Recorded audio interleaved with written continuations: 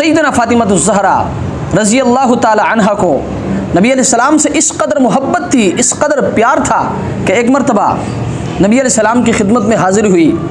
सरकार दो आलम सल्लल्लाहु अलैहि वसल्लम ने पूछा, फ़ातिमा कैसे आई?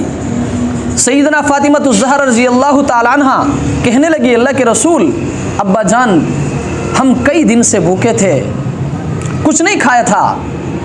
अली ने रज़ी अल्लाह ताला अन्हु ने कुछ काम किया, आटा लेकर आई, मैंने रोटियां पकाई, एक रोटी हसन ने खाई, एक रोटी हुसैन ने खाई, एक रोटी हज़रत अली मुर्तज़ा रज़ी अल्लाह ताला अन्हु ने खाई, एक रोटी मेरे हिस्से में आई।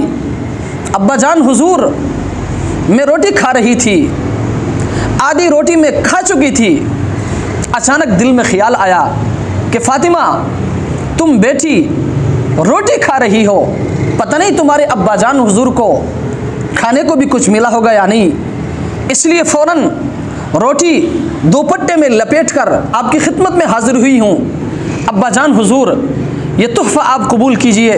सरकार दो आलम सल्लल्लाहु अलैहि वसल्लम ने फरमाया, फ़ातिमा उस ज़ात की कसम जिसके कब्ज़े में मेरी जान है, 3 दिन गुजर गए तेरे अब्बा के पेट में खाने का कोई एक लुकमा भी नहीं गया है।